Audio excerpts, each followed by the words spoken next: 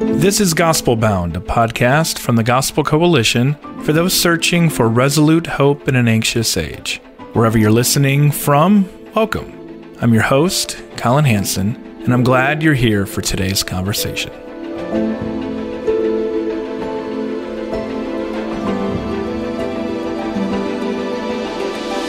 Has anyone ever confided in you, "I'm deconstructing"?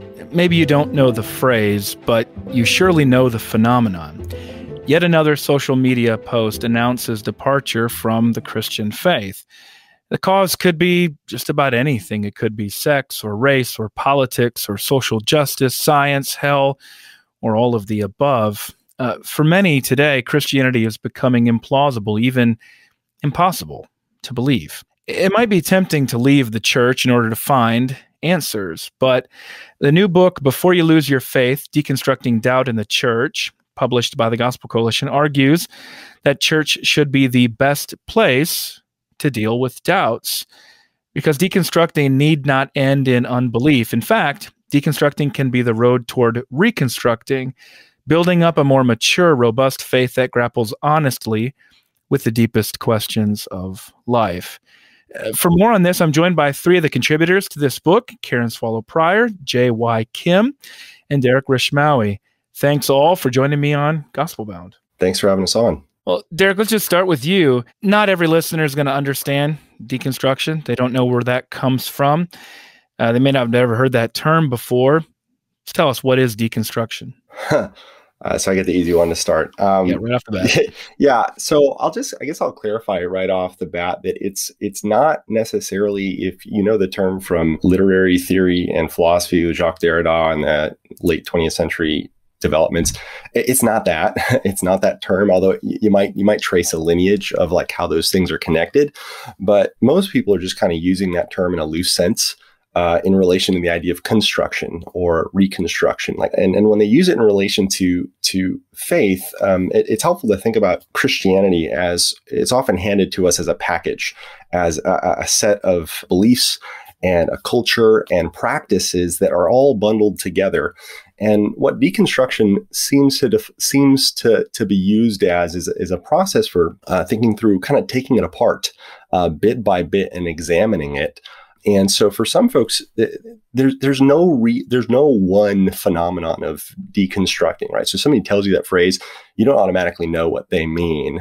So there's a range, right? So for some folks, you can think of it as sort of a resituating process where folks are learning to take what we might say, the doctrines of the faith, the Apostles' Creed, the Nicene Creed, and resituate them within a different framework of, spirituality or political engagement or ecclesial situation, right? It's not necessarily, Christianity is the creed and the creed might be new to you, but like quiet times and certain emotionalism in worship or whatever it is, it could be that, and you're pulling those things apart and you're disconnecting that from like your Republican voting patterns for the last 20 years or something like that. So for some folks, it's like a resituating. They're still hanging on to their faith. They still believe basic core things that they did before, but they're reorganizing the way that looks. For some folks, it's a little bit more radical, and you might call it like a rethinking. So some folks are not just kind of resituating kind of cultural encasing, but actually like questioning fundamental doctrines. So what does it mean that Christ, died for our sins? What does it mean that the Holy Spirit spoke through the prophets? Like, what do I think about Scripture? What do I think about hell? Are these things necessary to Christianity? So 100 years ago, Adolf Harnack wrote a book called "What is the Essence of Christianity?" And he kind of distinguished the kernel from the husk. And so a lot of people are trying to figure out what's the kernel and what's the husk. And they're not just doing that at the cultural trapping level, they're doing it at the doctrinal level, right? So for some people, it's that. And then for some people, it goes a little bit more radically in just thinking like, can I believe the thing at all? Do I need this thing? Is it so toxic through and through, toxic to my faith, to my pursuit of justice, to my own story of trauma and hurt, that like the whole thing needs to be tossed? And so when somebody says that, I think the first thing I'd say is like, don't necessarily assume you know what they're talking about. people are particular and they use these terms in particularized ways, even though what it generally signals is some reevaluation of the package that they've been handed for one reason or another. And it's a process of kind of going through what's left, what they can hold on to or not. Am I wrong to think that this sounds somewhat familiar to the emerging church of 20 years ago? I mean, for me, this is kind of a continuation. Yeah, 20 years down the line. It's not just familiar. It's actually, I think there's a lineage from, emerging stuff to what was kind of progressive evangelicalism to, and the thing, but I will say that I don't want to narrow the conversation to just the evangelical church. This is going on far beyond it. And if you just look at what the thing is, I mentioned Harnack, but rethinking the faith and, kind of sifting kernel from husk, sifting culture from that's been going on for a long time. And what we're looking at is a kind of a contemporary super online phenomenon of this kind of old thing that's been happening for a long time, at least as far as I can discern. But anybody else pitch in and correct? Well, Karen, you've been working with students for a number of years, and what would you say is the most common reason you see for young people when they say they're deconstructing? What would you say is the most common reason? Yeah, I mean, there are a couple of common reasons. I think I can boil it down to pick up first on what Derek was talking about. Of course, my context is having taught for over 2 decades in a conservative evangelical environment. So the young people that I'm working with come from a particular kind of subset of Christianity. And I think for many of them, what I've seen is what Derek talked about, primarily in that category 1 of kind of looking at how the doctrines of the faith have been packaged in cultural terms, political terms, even just sort of the practices, like if you are a good Christian, you will have a quiet time every day, or you will, do this or do that. These things that are very tied to a particular cultural moment. I've seen a lot of students figure out whether or not that those things, those cultural markers of evangelical faith, are really intrinsic to the Christian faith itself. And that's actually been a stumbling block for some of my students, especially when I get so many students who come from very conservative backgrounds and they come to college like they're on fire for Jesus, and they think that the strength of their faith is measured by the minutes they put into their quiet time or the clothes that they wear and so forth. And later, figuring out that is not the essence of the faith has been bewildering for a number of them. But beyond that's not the most serious deconstruction that I'm seeing, although that certainly is one, and it can lead down a wrong path. But primarily, I see the most serious kind of deconstruction taking place because of this topic I wrote about in this book, and that's anti-intellectualism. I'm seeing students, whether it's, English majors that I work with a lot, or students coming from other majors in my general education classes, who experience Christians refusing to answer questions or being afraid to challenge ideas. And we're not talking about the tenets of the faith. We're talking about other things like, scientific discoveries or good literature, or just all kinds of questions related to the life of the mind that they don't feel welcome to ask, or that they actually feel they have been discouraged from engaging in. And so I see a lot of students who are turned off by the anti-intellectualism.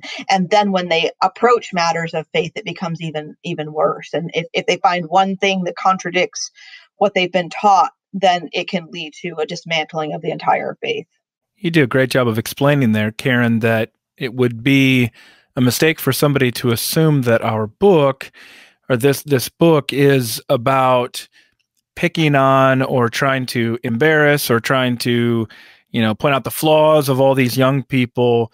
Really, it's more of an encouragement to churches to be safe places for young people to be able to work these things out, to equip them as ministers, as leaders, as parents, to be able to respond when this is happening, so that young people don't feel as though they have to leave the church to find answers to questions. And that, I think, really is more of the expected readership of this book in a lot of different ways. Jay, let's turn to you now. Derek said something I think was very noteworthy in his first answer. He talked about how this is a super online phenomenon.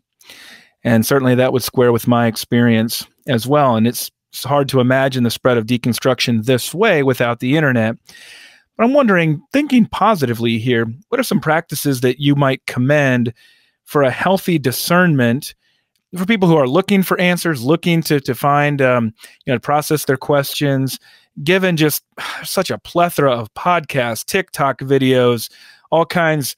How's somebody supposed to sift through all that? Yeah, I mean, Derek also mentioned that deconstruction is also not exclusive to the cultural moment we find ourselves in now, meaning deconstruction was happening in various forms long before the internet. I think what has happened with the internet, though, the digital age has done two things. One, it has affected the shallowness of deconstruction, and it has certainly affected the speed or the rate in which it spreads, essentially, because of the digital devices at our disposal. So, yeah, that's a great question. What are some sort of healthy ways we can engage? The reality is, digital technology is here and it's here to stay. And there's actually a lot of good that comes about from it. And so we don't want to throw the baby out with the bathwater, so to speak. But it does remind me quite a bit of like if you go on the internet and you research or you just kind of Google advertisements for cigarettes in the mid 20th century, you'll see all these ads for like Camel cigarettes. And there's doctors, doctors recommend Camel cigarettes, the healthiest. Is almost coming across like this is actually good for you. And here we are, less than a century later, and it's laughable. And I do wonder sometimes if we're going to look back at the rise of the internet and ask those questions. Now, it's certainly not the same. I mean, cigarettes, there's just very little positive benefit, while with the internet, there are some real benefits, but I don't know that we're aware of its dangers in the sort of visceral ways that we need to be aware of them. Meaning, I think we sort of leverage these tools at our disposal fairly recklessly because they're new to us and we're not yet fully aware of what it's doing to us. So the first thing I would say at a high level is we have to begin thinking about social media in particular, but just the internet and digital technology as a whole, as not simply being tools for information, but actually tools for formation. So our usage of these digital tools don't just inform us, they form us, and unform us and deform us in many ways. So there's so much to be said here. I mean, one thing I would cite is our mutual friend, Brett McCracken, and he's a contributor to this book as well. And he's got a new book out on something that he's been working on for several years, the wisdom pyramid that I've found so immensely helpful, where he's sort of, taking the classic food pyramid and applying it to our discipleship to Jesus, essentially saying, at the base of the pyramid is scripture, is the Bible. That's where we go to first. And then there's the church. And then there's, God's glory revealed to us through beauty and nature and art. And then there are books. And then sort of, almost in the dessert category of the pyramid would be the internet and social media. So that's one practical way of looking at it. How do you frame your worldview and the way you think about who God is and what he's up to in the world? For many of us, I think a healthy step would be to invert what is normative, which is to wake up and open up our Twitter feed or, some other social media feed and try to get our information there, rather to plunge ourselves into the depths of scripture, to commit to a church community, to find God beyond that through long format reading and the beauty of the world around us, and then to see the internet and social media as sort of small, peripheral, supplemental guides. Another thing I would say that's been really helpful for me is from Andy Crouch. He talks about treating your smartphone like you would a young child, meaning you put the phone to bed before you go to bed and you wake up before the phone wakes up. I've got 2 young children, and I guarantee you, if my wife and I went to bed before they went to bed, it would be disaster, and so it is with smartphones, I think, to give ourselves that sort of bandwidth and that space to clear our heads and our hearts. So it's not over inundated with social media and the like. Oh, man, I've noticed those formative effects of the smartphone, of social media in particular. I've just noticed the way Twitter accelerates life. I mean, it just makes things move so quickly, or the sense that things are moving so quickly. It just gives a sense that things are happening. It becomes its own little self-enclosed world or perspective on everything. It's very engrossing, but also distorting in that as well. And it has that formative effect. And Derek, I don't see you spending nearly as much time on Twitter as I used to there. I don't know what kind of decisions you made there. I'm about to have a kid, and I just need to lower the anxiety levels right now and just reckon with myself, I think, to some degree. So yeah, I'm off right now. I mean, I've had to make similar decisions just in terms of what you pointed out there, anxiety levels. When life is moving at that pace, I mean, there is a sense sometimes I get with the deconstructing process of a loss of control. Just almost feels like things are spinning, and I don't know how to find my place. I had a friend of mine liken it to surfing when a big wave comes and it just dumps you. And you don't know up from down or left from right anymore. And you don't know if you're going to bash your head on a rock or if you're going to just sort of get, guided onto the seashore. You just don't know. And that it's a very scary kind of experience.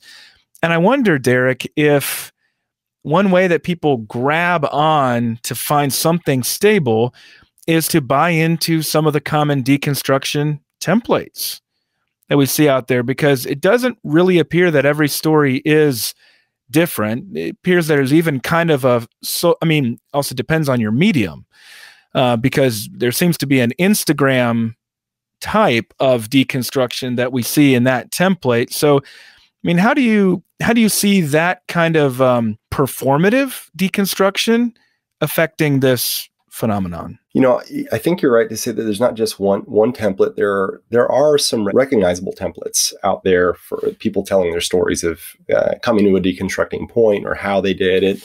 And there's probably a couple different reasons for that. One is just because a lot of people are, and we have to reckon with this, is a lot of people are having the same experiences in our churches. So if a lot of people keep saying the same thing, then people need to reckon with the fact that, like, okay, well, maybe our churches aren't asking these questions properly. Maybe we're not dealing with our politics properly. Maybe we're not dealing with abuse properly. Maybe we're not. And so, like, a lot of churches have to, like, reckon and ask hard questions of themselves. So if you keep hearing themes, pay attention if you're a pastor or a parent, whatever. The other thing that's not mutually exclusive, you kind of already gotten at, is that stories shape our experiences, and we don't just generate them out of nowhere, right? And I think about an analogy from my health. So I've had chronic pain issues for the last 10 years. And one thing I've noticed over times as I've tried to figure out what's going on with me, my discomfort was always real. I mean, like, painfully real, like can't walk sometimes real. And over the years, though, my explanation for what was wrong with me would shift over time as I either went to a different doctor or, different WebMD site or a different whatever. And I remember even one time where they were testing me for a neuromuscular disease, and the doctor kind of gave me this possible diagnosis. And I was looking at the diagnosis, and it matched some of my symptoms. But it didn't seem to initially match others. But as I started to, like, narrate my own experience back over the last 5-6 years in my head, I actually found myself retrofitting some of my experiences to fit the diagnosis, because I wanted an answer for my pain, and my pain was real. And it turned out the diagnosis was wrong, and there were, we've moved on since then. But I'm not saying that's what everybody is doing, but I think there is a certain reach for an explanation when we're in disorienting times, when we are socially dislocated. And it doesn't surprise me that last year's been just massively dislocating for people. We're in the middle of a pandemic, a shutdown. Things are out of whack. People's relationships are in critical states. They haven't been in church for 6-7 months often. They're hyper online. The world's going to end in a lot of ways feeling of things. And so everything is dislocated. That's not driving all of it, but that can't be underestimated as a thing. And so oftentimes we reach for narratives that are on offer. And there's a philosopher I kind of cite in the chapter I wrote, Jason Blakely. He's got a little book called We Constructed Reality. He talks about the way double hermeneutic effect takes place, where sociologists will like put forward an explanation for human behavior in some area. So, 1950s, economists talked about the rational consumer as a way of describing purchasing behavior. And over time, as that idea filtered its way out into the culture, people actually started to describe their own behavior increasingly in ways that fit the model that had been proposed. So it was actually like a diagnosis. It's almost like a Schrodinger's cat, where observing it actually changes whether it's there or not or whatever. But there's a sense in which proposing the diagnosis actually begins to create a cultural effect and becomes a self-fulfilling interpretive grid. You see one Instagram story that looks a certain way, it creates an intensive effect where more and more people start to interpret their experiences, their painful experiences and discomfort along that same grid. And then it just has a multiplier effect. And so I think that's not all of it, right? And I'm not saying that, you're just following some cultural trend necessarily if you're experiencing these things. But we have to wrestle with the fact that other people's stories shape our own understandings of our own. Sometimes for good, sometimes for ill, sometimes it can be distorting. And so just wrestling with that, why these templates, they become memes, right? And memes spread. So that's I think part of that. Yeah, I mean, I love the perspective Derek's bringing here, because I think it's so pastoral of helping to understand not only the specifics of each person, but also how we're all caught up in bigger narratives. And one of the bigger narratives we find is that churches are not a safe place to be able to deal with these things. So people can retrofit to say, right, there was that one time when this youth pastor said this, or when pastor said this, or something like that.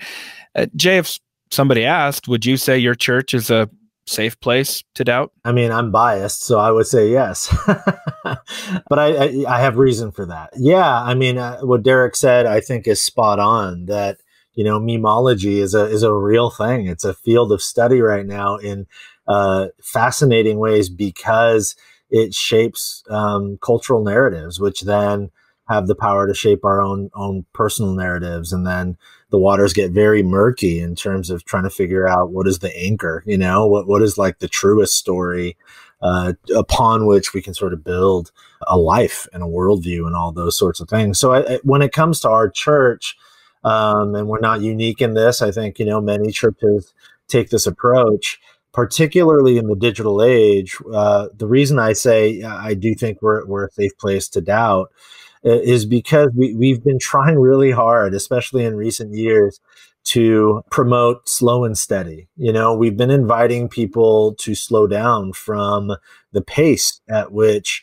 all of the rest of their lives seem to move. Much of it propagated by social media. We talked about it earlier, just this urgency, like you said, Colin, that you feel like you're wrapped up in this sort of speed it was a pace you did not set. It's a pace that's been set for you by social media and the digital age. And so we've been trying to create really a transcendent space, like come, slow down. The goal is not for you to come and sit through a hour and 15 long, worship service and then have all the answers. The goal is for you to commit to a particular community, and for us together to embrace the slow and steady journey of growth and learning and transformation into the image of the risen Christ.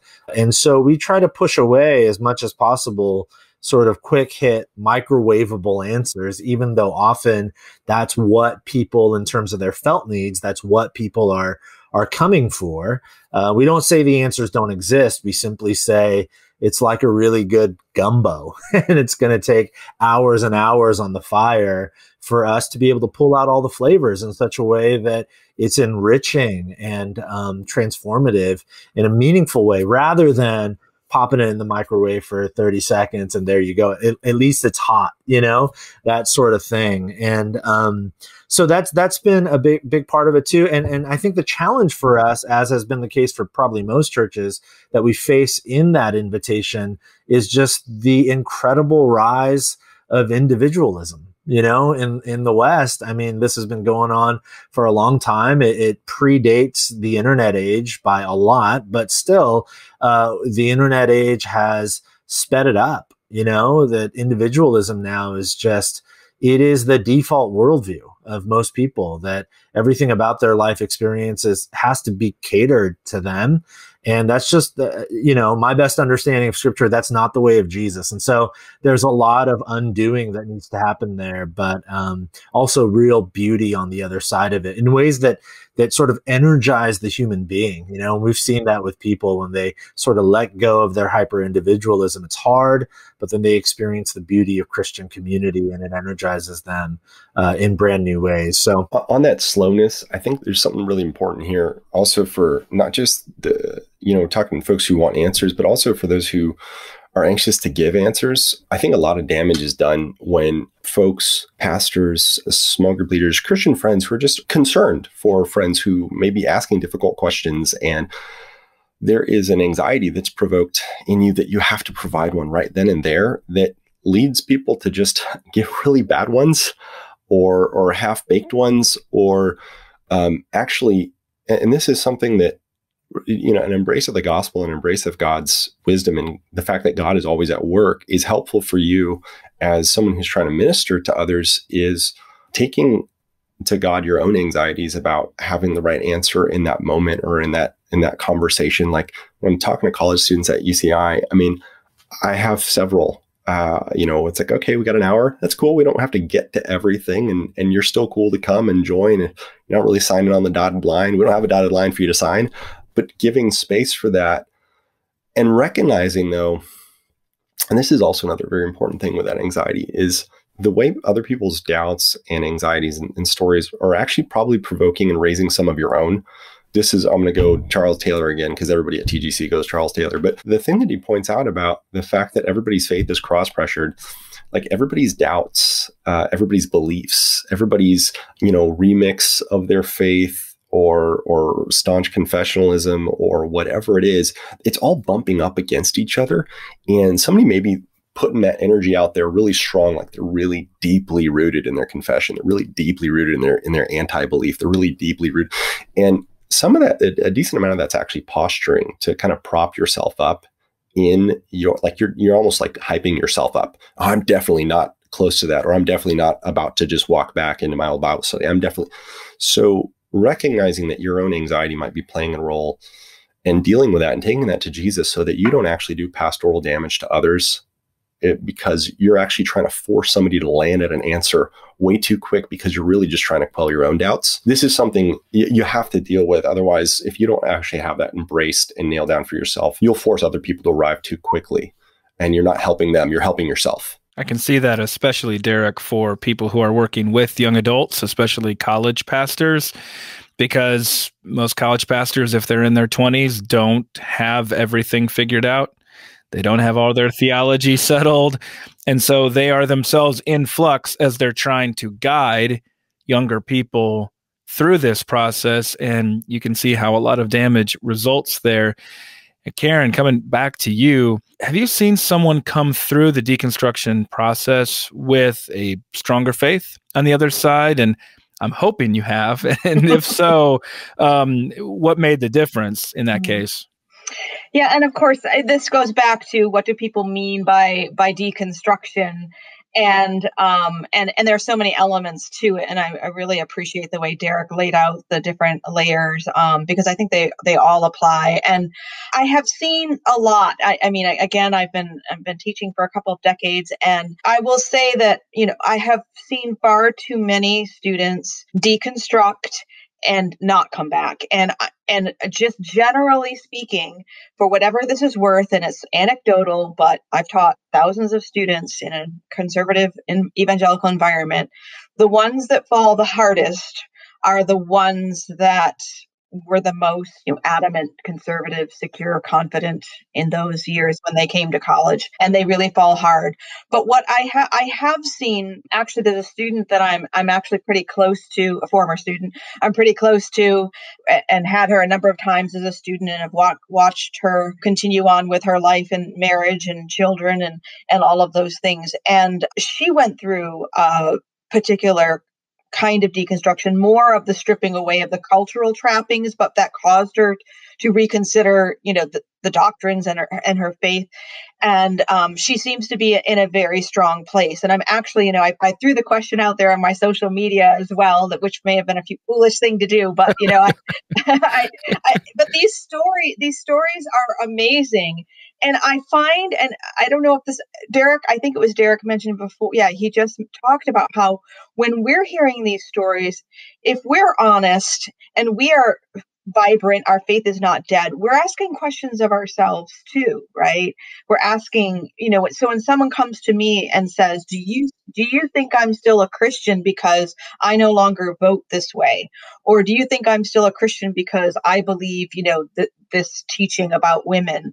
Those are some easy ones, but I do have to confess that, in the past few years, there have been, I know this is not a new thing. I know that these things have been going on as long as, as long as Christianity has existed, and especially as long as Protestantism has existed because of the nature of it. In the past few years, there are many cultural trappings that are being exposed. And yet at the same time, there are many Christians out there who would and do say that absent those cultural trappings, you are not a believer.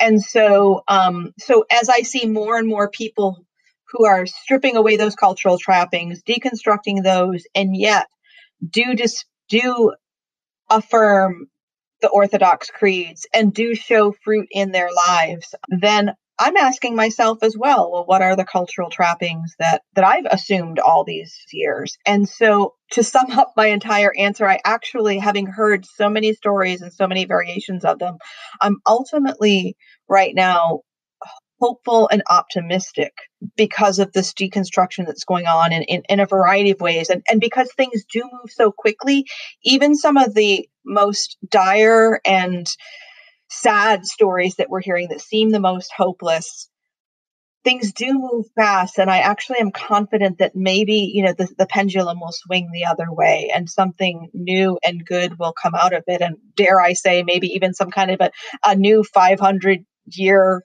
moment reformation. So I'm hopeful and optimistic from the stories that I'm hearing about people deconstructing. Glad to hear that, Karen. And Jay, this leads straight into my question for you, because in this book, we're, as I mentioned earlier, not trying to beat up on people and say, how dare you, not trying to shame people and say you're supposed to put all these doubts or questions away. No, we're trying to, again, bring them to the surface and try to love one another and to help them through this process. And we also propose in the book that maybe deconstruction is not the most helpful way to think about this, but in fact, we would invite all Christians to undertake a process of disenculturation. Jay, could you just explain a little bit of what disenculturation looks like and why it's necessary actually for all Christians to do? In the book, Hunter Beaumont wrote a chapter about this, and super helpful. Yeah, Christianity, like, all movements really it has a particular language and customs and aesthetics and norms that find their own sort of iterations throughout time and culture, So I grew up a child of the 90s evangelical youth group subculture. So I grew up going to Acquire the Fire conferences and listening to DC Talks, Jesus Freak on repeat, and so there's a lot to it that for me, when I went through my own deconstruction phase, which I did, which several contributors to this book actually also went through. So there's a lot of empathy there. There certainly is for me and for so many of us who contributed to this book. Yeah, that's essentially what it was. What sort of would probably have been labeled and maybe started out for me personally as deconstruction really ended up being, in a much more precise way, disenculturation, where I was, with the help of some guys who really continued to love me and care for me and pray for me and sort of nudge me toward Jesus again. I was meticulously going through and parsing out that which was a part of the 90s evangelical youth subculture, that I grew up in, and that which was the stuff of substance, genuine, historic, Orthodox Christianity. So for me, I mean, a way to think about it was essentially sort of doing the hard work of figuring out what is the stuff of substance here and what is the stuff of style. Because the styles change, and some of it is helpful for a time and then it becomes really unhelpful, even harmful. Some of it is just unhelpful and harmful from the outset. As Karen's talking about some of the cultural trappings that are so rampant these days, there's some of it that you look at and you just say, oh, this is not some sort of thing that's helpful for a season and it's going to be dead and gone someday. There's some stuff that's just like, no, this isn't actually Christian. This is not the way of Jesus. It doesn't fit within, again, beautiful, historic, Orthodox Christianity. And I think, when C.S. Lewis talks about chronological snobbery, I mean, that's really helpful for me. It's hard to live outside of the time and space and moment that you live in. It's just really difficult. But one of the most beautiful things about Christian faith is that we stand on the shoulders of giants. We have 2,000 years of the church's history that should paint for us in very big, broad strokes what it means to be a Christian. And then once we can identify those things, it becomes much more, not easy, but it becomes much more doable to disenculturate, to then say, okay, this is the stuff of faith that has been true since the beginning. And all of this other stuff that angers me, that frustrates me, that really wants me, it pulls at me to sort of push away from the church or from other Christians or whatever. It becomes clear that we can sort of parse that stuff out.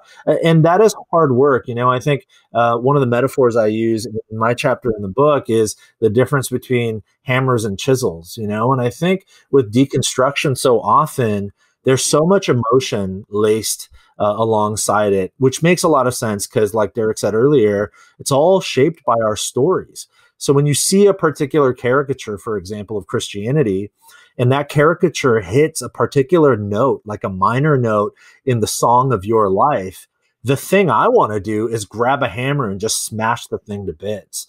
That's the temptation. But disenculturation is a much more meticulous and precise process. Rather than the hammer, we take the chisel so that we don't destroy the stuff of substance.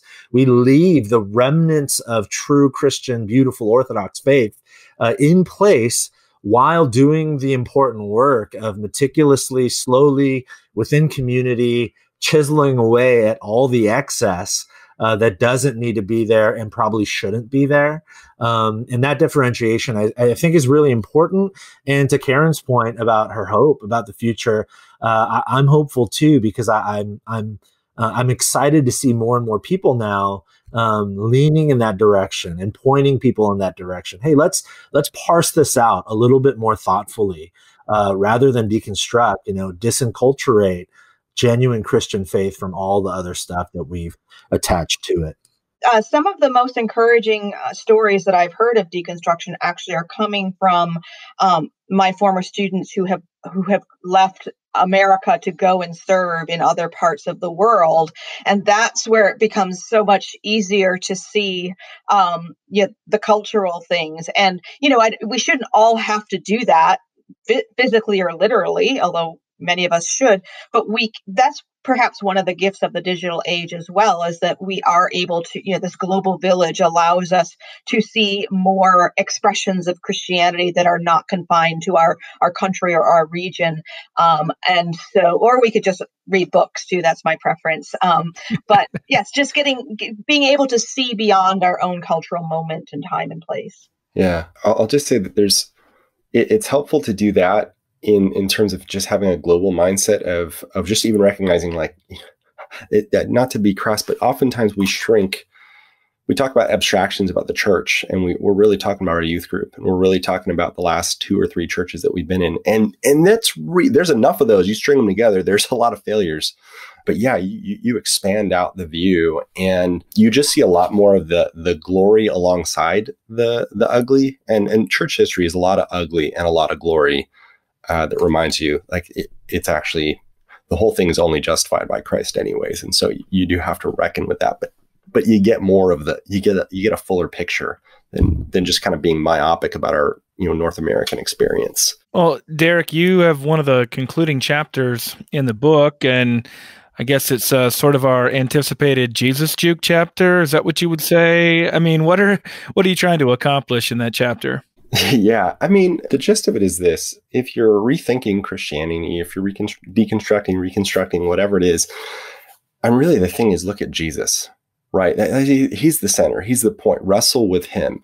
And we need to wrestle with him on his own terms. Right. Like, what did Jesus claim about himself? Who did he say he was? Was he the sinless Son of Man, the Son of God, who lived and died and rose again for you? If so, that changes the question of what we're doing. Right. If so, then wrestling with, like, what did he say? Like, I'm wrestling with hell. I'm wrestling with scripture. I'm wrestling with men and women. I'm wrestling with all these things, these issues. So, did Jesus have words on this? I'm not talking about a canon in a canon. Like, I think Paul's inspired. I think the Old Testament's inspired partially because of what Jesus said. But the thing is, just I see a lot of people wrestling with these things or talking about going through these process. And oftentimes it's easy to talk about Jesus in abstractions and not wrestle with, like, the actual flesh and blood person that we meet in the Gospels, who said real words about all sorts of subjects like money and politics. And so wrestling with, like, is my problem with Christianity? Is my problem with Christ himself, actually? And that changes the question. My big bet is that you can count on Jesus, right? Like, Jesus is my bet. Jesus is my gambit. Jesus is good. He's better. He's holier. He's more beautiful. He's kinder. He's more gracious. He's more gentle. He's wiser than any of, like, the slick answers I might come up with. I'm gonna biff it. I'm even gonna biff it probably in my presentation of Jesus, because I'm still wrestling with him. And really, that's one of the images that I like with this whole process is, Jacob wrestling with the angel, Jacob wrestling with God until he gives him a blessing. And my thing is, like, wrestle with Jesus. And, you may end up with a little bit of a limp, your idea of who God was, all growing up. And it may lead to some dislocation. Like, you may dislocate churches. You may dislocate political ideologies. You may dislocate a lot of things, right? But you'll get a blessing.